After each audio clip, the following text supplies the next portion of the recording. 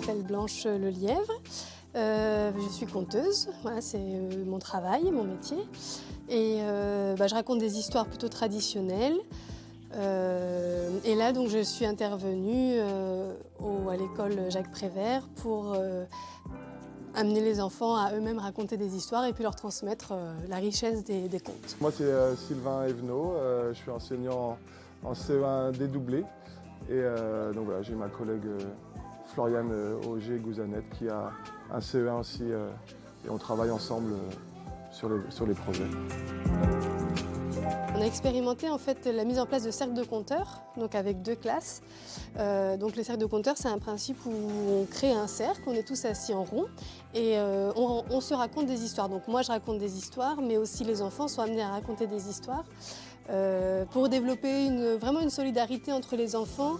Et surtout, ça se passe vraiment dans le partage et dans le plaisir. Ça veut dire que les enfants, ils sont pas obligés de raconter, c'est vraiment libre, et ils racontent s'ils veulent, mais du coup, ça éveille en fait chez eux le désir de raconter, de se confronter un peu à cette matière des contes qui a elle-même détient une certaine sagesse et des certaines, règles de vie, en tout cas, qui nous relient tous en tant qu'humains. Et on se relie tous en fait à cet endroit-là ensemble avec les contes.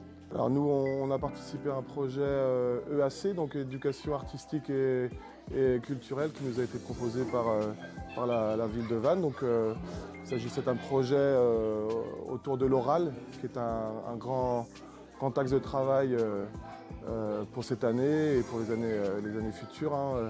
On travaille énormément l'oral, donc on a pu bénéficier, Floriane et moi, de 20 heures de séance avec Blanche, séparément, donc ma classe puis celle de Floriane. Et quelquefois, on les a remis en commun, ensemble pour travailler autour d'une pédagogie qui est le cercle de conteurs. Les enfants ont toujours des histoires à raconter et Floriane et moi avons été particulièrement surpris et agréablement surpris de leur faculté à pouvoir raconter des histoires, à pouvoir... ils avaient des choses à dire en fait, ils avaient tout de suite des histoires, ils ont pu raconter des histoires qu'ils ont inventées ou des histoires qu'ils ont écoutées ou vues aussi à la télé. Et on se retrouvait donc toutes les semaines, 1 heure par semaine. Et en fait, c'est assez étonnant de voir les enfants ils ont super envie de raconter. Et en fait, ils vont chercher des histoires soit dans des livres, soit même des fois sur Internet, des vidéos qu'ils peuvent regarder. Et ils viennent les raconter du coup au cercle. Et en fait, ils ont été super motivés. Enfin, de toute façon, les contes, c'est un outil qui les touche en fait. Donc c'est assez simple de créer du lien avec eux à cet endroit-là. Je suis très contente d'avoir fait ce projet-là parce que je pense que ça mérite à être vraiment développé parce que ça permet aux enfants de prendre contact avec la langue, l'oralité.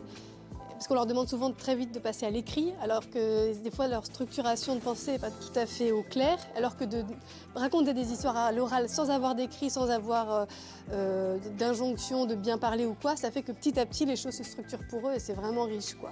Nous, c'est une pédagogie qu'on a découvert cette année, qu'on a trouvée très intéressante et qu'on risque de... Ça va pas nous bouleverser, mais nous changer un peu dans notre pratique. On va offrir du temps peut-être davantage